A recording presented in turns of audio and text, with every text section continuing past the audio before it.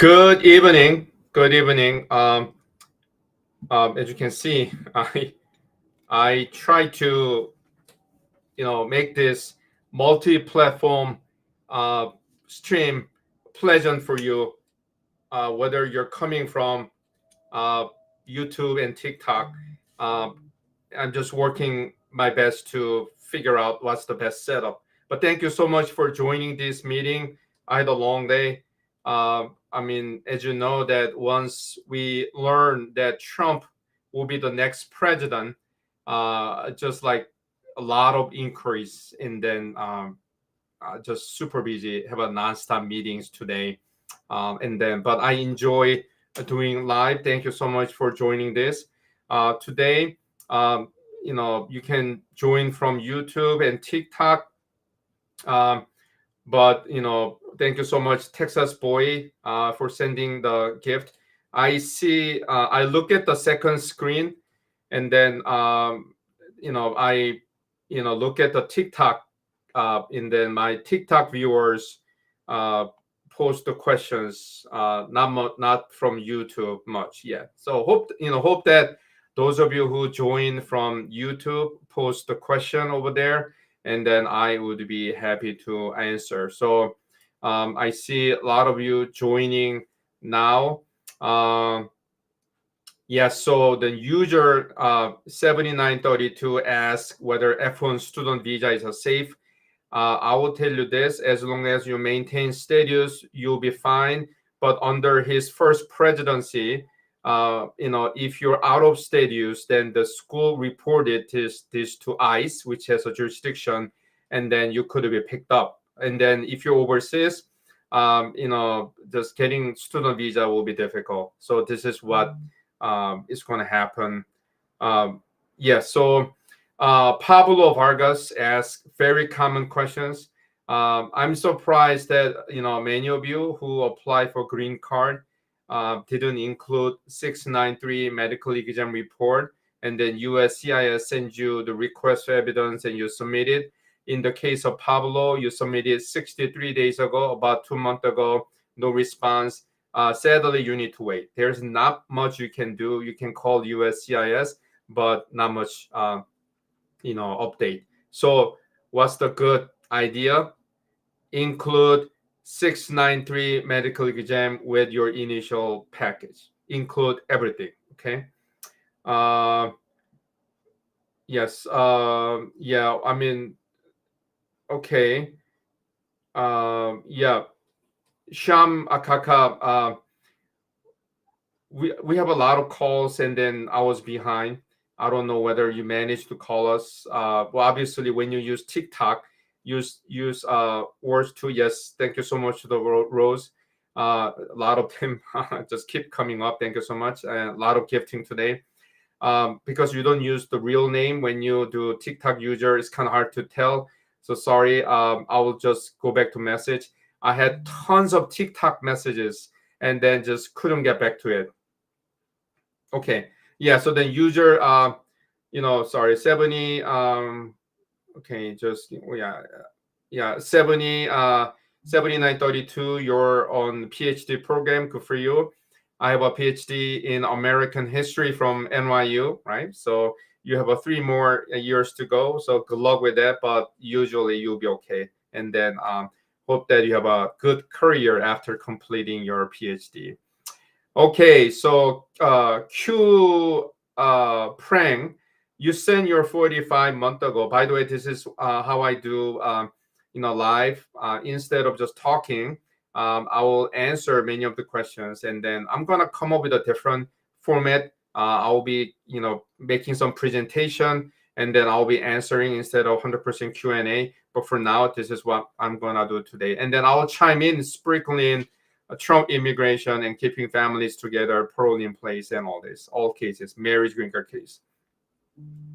Okay, so then you sent 45 months ago, and then you didn't get any contact. You mean that you didn't get text message? They didn't cash out your check, anything? Usually, if USCIS reject your package, it takes about 30 days for them to do so. Hopefully, that's not the case. Okay. Now, Yeah, is Nelly has undocumented brother, and what's the best way to help him? Now, so the Trump talked about mass deportation. He mentioned that if you're undocumented, even without criminal record, he's gonna send the agents, round it up, and then deport out of the United States. Now, is your undocumented brother has perhaps U.S. citizen spouse, and then U.S. citizen permanent resident parents? They may help him, but not you, because sibling petition doesn't forgive unlawful presence and unlawful employment. Okay. So, words to memories. Your I-130 was approved after a month of marriage interview. So then, if you have a standalone I-130 case, then sometime USCIS will schedule interview for you. Oh, okay. So you submitted everything together. So then, in the case of words to memories, you submitted I-130 and 45 at the same time. You had an interview, and then I-130 is approved, but 45 still pending. I think that they will get back to you soon, because usually, I-130 approval is more difficult than 45. The 45 is about whether you're subject to inadmissibility, and then unless you have a criminal records and challenging condition, you'll be fine. Okay. Batula asks, okay, it's kind of hard to understand what you're asking. Sorry, I'm gonna skip. Yes, oh no. Miriam asked about the U visa. Okay, so you say you qualify U visa. It means that do you have a U visa certification, right? Certify. That's good. You still need to apply for U visa, but this is what happened. Okay, under Trump's first presidency, for those of you who apply for humanitarian visa like U visa, T visa, VAWA, and then when the USCIS deny your cases, they put you into removal proceeding. So you need to be careful. It means that if you didn't have a good case, you need to be careful with U visa, T visa, VAWA, all humanitarian visa cases, because USCIS will refer denied humanitarian visa cases into removal proceeding. Now, if you have a U.S. citizen spouse, then U.S. citizen, parents, then you may survive. Or depends on your how long you've been in the U.S. You have a 42B cancellation or removal option if you have a U.S. citizen child. So it's out there. Okay. A lot of questions. Thank you so much for gift giving and then asking questions and then joining this. Now, just give me 1 second here. Yeah, and then Randy asks, who is undocumented person? That's a good point, right? I mean, it's a little bit generic, catch-all, phrase. But basically, the simple answer is that if you don't have valid immigration status, you're undocumented. It means that you enter without inspection, undocumented, and then you enter with a visa, but overstay undocumented. You enter with a visa, but violated your visa terms. So, for example, you're enter the U.S. with an F1 visa, but stop going to school, undocumented. But the F1 visa is kind of unique right now under Biden. Unless the government knows that you're out of status, you're not undocumented. So that's kind of nice, but that's undocumented. A lot of settings here. Now, okay, the Shinda asked good question. So, can you divorce after filing joint 751? Alpha, thank you so much for ice cream. In fact, I'm not gonna eat ice cream, but I'm gonna drink some water because I talk nonstop. Just give me 1 second here. So, answer is yes. So when you submit 751, the removal of condition jointly, but you're getting divorced and got divorced, you need to convert the case into waiver, individual filing. Call us. Alpha, thank you so much for the thunder. And then yes, call us. We'll help you with your conversion case. Yes, the answer is yes. You may do it, but you need to be careful. Daniel Kenneth asked a good question. Does age difference matter? I mean, case by case. I would say that inside the United States, adjustment of the status is a little bit easier. I had some case approved under Trump first presidency that U.S. citizen was 65 years old and then foreign spouse was 25 years old, 40 years apart, 40 years apart, and that case was approved. Consular process about 20, 30 years apart. So it depends on how you present your relationship in case. It's not like blue line that if there's a major age difference, then your case will be denied. That's not the case. So you need to work with a good attorney to present your case really well to USCIS and the consular post. Okay, I'm just quite a bit behind. Yes, my scissors. Maybe your barber, right? I see your scissor and then barbershop icon. So he's about to apply for naturalization, and then will there be changes to civics test? As you know, that we asked, there's 100 possible questions, and then right now under Biden, right, they give you 10 opportunity, and then all you have to do is answer 6. I'll talk about this. Under Trump's first presidency, he thought that this was too easy, so he wanted to increase the numbers of the possible question to 128. And then instead of giving only 6 correct answers, he wanted to increase. Now, ironically, under Biden's USCIS, work on the same direction, but they haven't finished yet. Perhaps Trump will finish it. So, Mr. Caesars, apply for naturalization now. I just posted TikTok video right before this meeting. Apply now. Apply now. I'm going to repeat one more time, apply now, because we don't know whether Trump will target mass deportation or changes to legal immigration, including naturalization. So before these radical changes implemented, it's going to take some time. This is why I tell you, apply now, because the changes will take some time.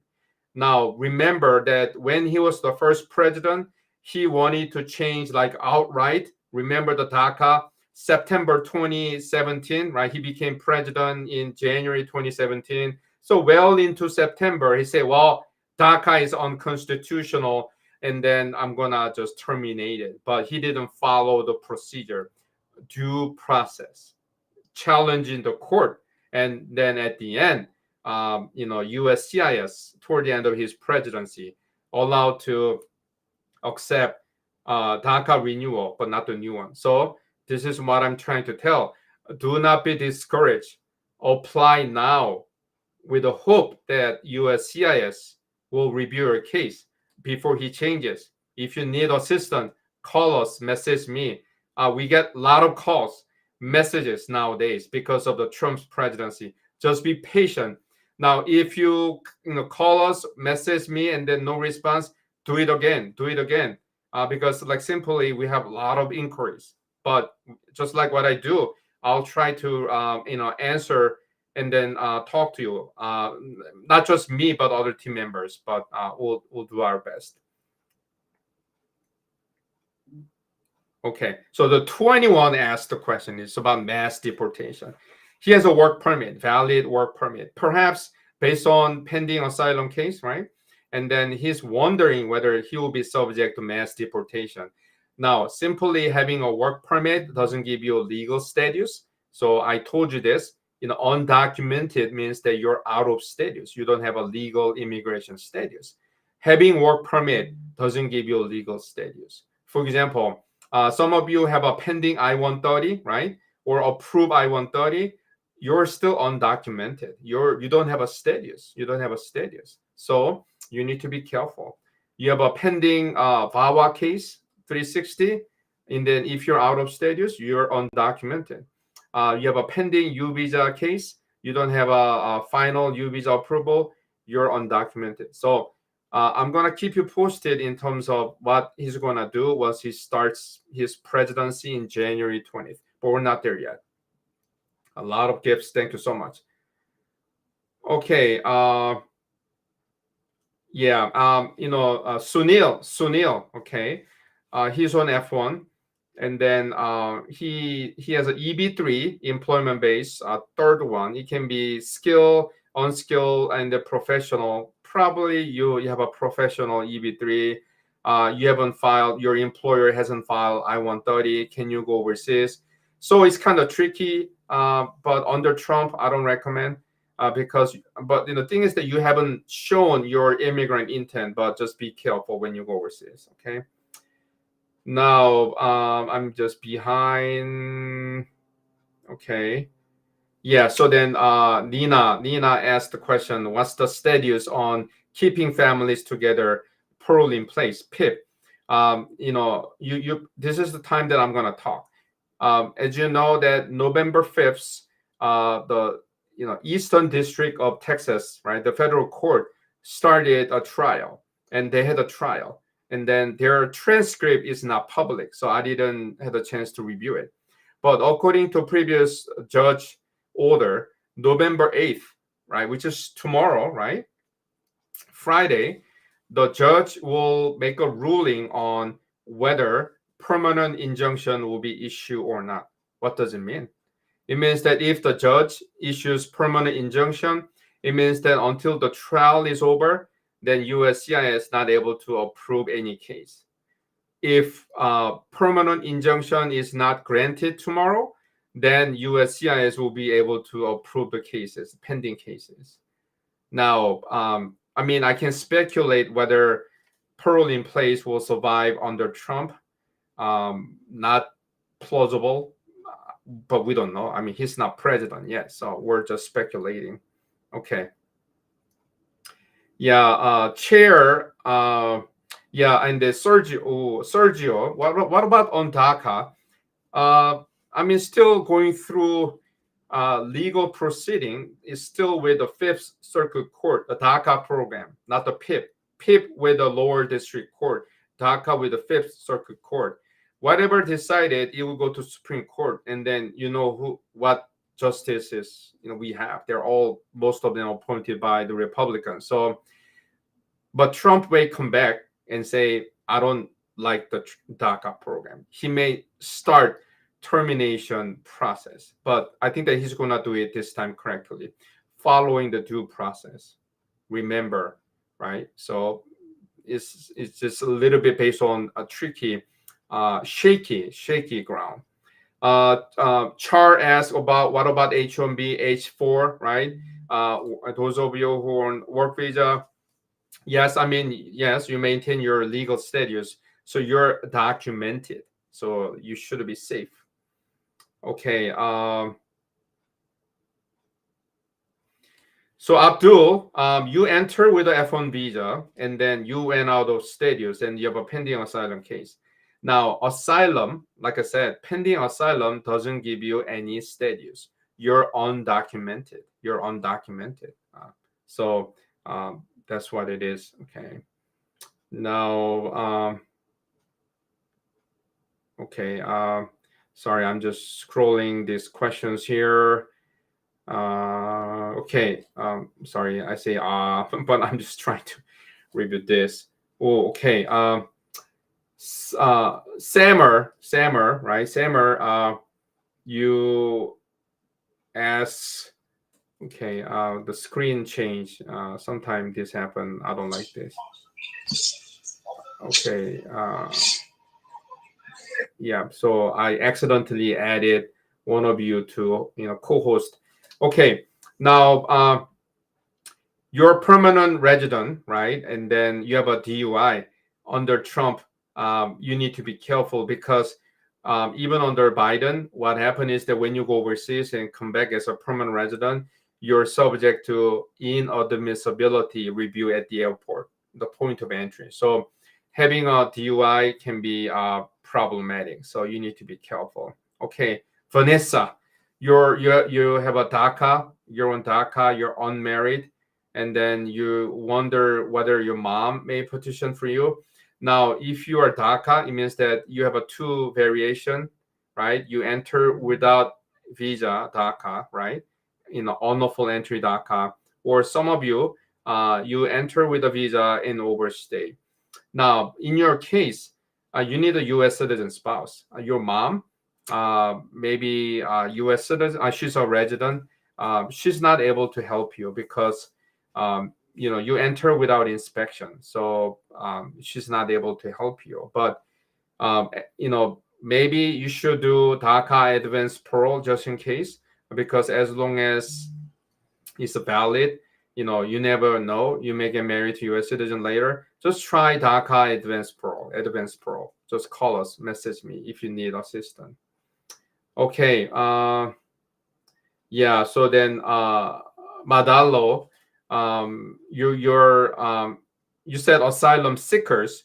You mean that you have a pending asylum case, but you have a college degree. I mean, Trump's immigration is all about qualifications and skills, and then you bring high value to U.S. But unfortunately, the fact that you're out of status, you don't have a status, will make you potentially subject to mass deportation. But once again, that's what he promised to do, right? But he's not a president yet, so it's a little bit premature. Okay.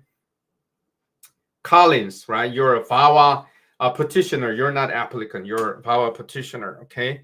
And then looks like you have a bona fide determination. It means that your 360 is approved, and then you have a work permit.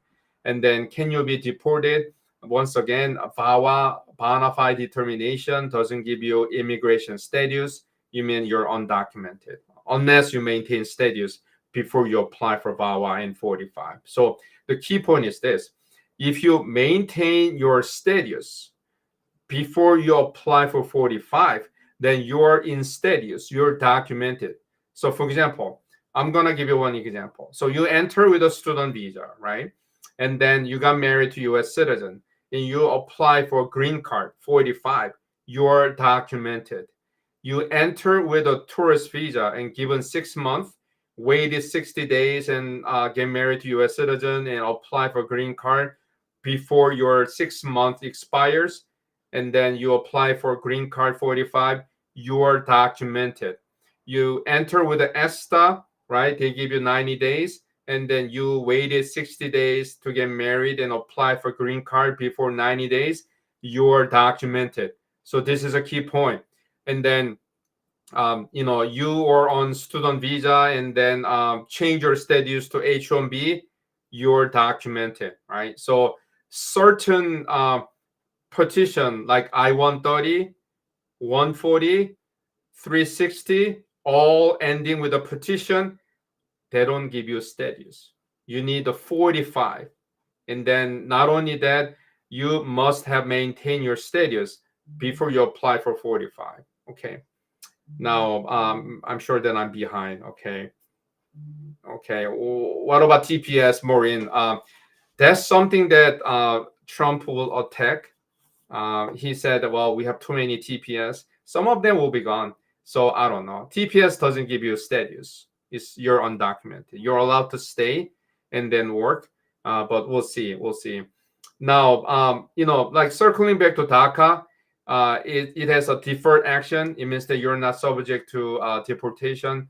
But I'm not sure whether it's going to protect you from his, like alleged mass deportation plan. So once again, speculation. I don't want to go too far.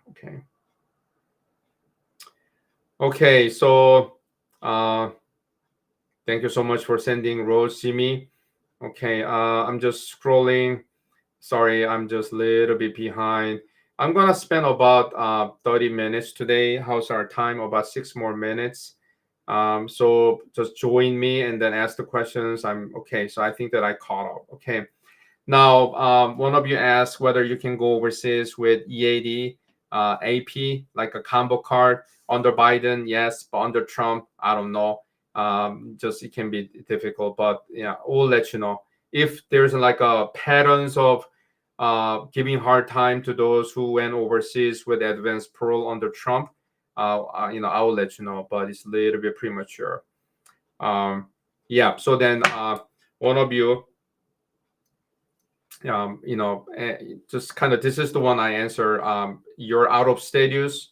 you overstay visa, but you apply for a 485, doesn't give you status, and you're undocumented.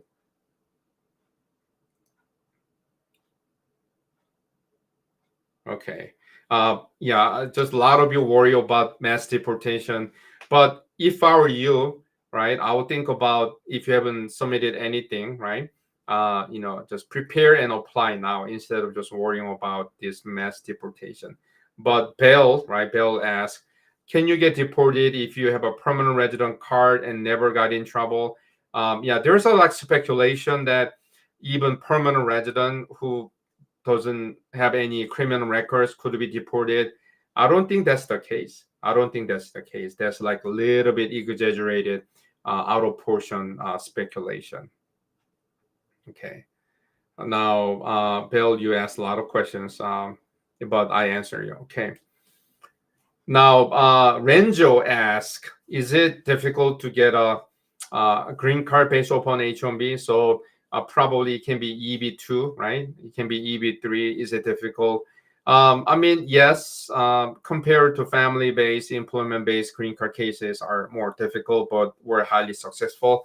Looks like your employer started the process. Usually start with a perm labor certification and move on to 140 and 45. So good luck. But I don't think that it's like impossible or too risky. Okay. Now, Jimmy. Okay. Now, so it looks like you're a U.S. citizen. You're thinking about K1 for your fiance and a baby. Is it like the child between you and your fiance? Did you report the birth with the U.S. Embassy? Now, the K1, right, takes about 6 months. So I'm going to talk about this. Almost all cases will be affected negatively by Trump's presidency, but I don't think the K1 will be affected too much. And then I talk about this all the time. Under Trump, K1 6 months, but it was COVID that delayed the process, not Trump. So those of you who are thinking about bringing your fiance overseas, to K1 now and later. K1 fiance visa is a good one. Okay. Now, okay.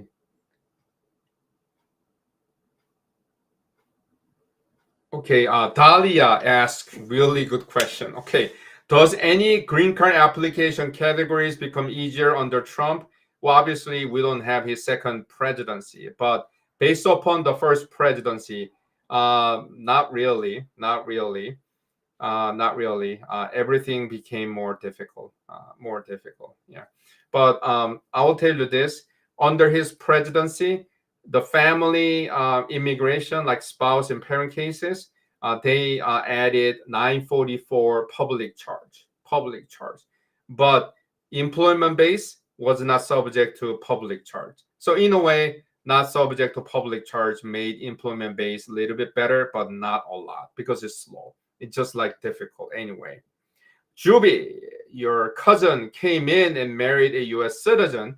He hasn't gotten his green card yet. He has a EAD. So cases right now, our cases takes about 6 months to wrap it up, right? So then you submit everything. 30 days later, you get work permit, and about 5 months later, interview or approval. So he's progressing. Okay, I'm gonna get drink some water. Your name is a little bit blurry. Ajit Thakur. Your son is a permanent resident, and his wife got married, and he applied for citizenship, and then his wife lost his job simultaneously. I'm sorry for the job loss. So once your son becomes U.S. citizen, he becomes marriage green card case. So he will be able to help your daughter-in-law. Okay, so then Q Prang. So the follow-up clarification: you enter with a J1, you got married, you send 45 130. Okay. Now just give me 1 second here. Are you safe? Yeah, I mean, yeah, J1 and F1, you have a DS, a duration of status. so they don't expire. So I think that you're safe. Okay. Now, Ajit, right, asked the question when now Ajit, I think that scrolling back, yeah. So if I were you, I'll tell your son to become U.S. citizen first and apply for CR1 spouse visa because it's clean. Because I mean, he's able to apply for F2A now as a permanent resident for his spouse. But once he become U.S. citizen, he need to update with the USCIS. I mean, yeah, you can do it, but I mean either now or later. But I prefer that your son becomes U.S. citizen. If you need help with CR1 spouse visa, message me or contact us. Okay. Now, need to, you are permanent resident, and then you're applying for citizenship in December. Do you need to worry? Well, I'm not Trump, but based upon what happened under his presidency, as long as you don't have any serious criminal records and inadmissibility, even under his presidency, you'll be okay. But they may introduce 128 questions, civics test instead of 100. Okay, so we're a little bit over, 30 minutes. Yes. So thank you so much. So I'm gonna wrap it up. It has been a long day. I just had a nonstop meeting. So every Thursday, I'm gonna keep this format. I'm using TikTok to read the questions on the second split screen, and then I'm looking at the main YouTube screen. Now, unfortunately, there is no Keeping Families Together Parole in Place update today, but tomorrow there will be update. So either I'm gonna do YouTube, TikTok video tomorrow night or Saturday, depends on my availability. I'm gonna give you updates. And the next week, I'll see you Thursday as usual, 5 p.m. Central Time. And then next week, I'm a little bit up in the air. I don't know when I'm gonna do another video, but because of upcoming Trump's administration, I may do more TikTok. So I will keep you posted. Those of you who follow me, check my schedule. There's a good chance that I will do it Monday for sure, but I haven't decided time yet. Maybe Monday 5 p.m. and then either Tuesday, Wednesday afternoon.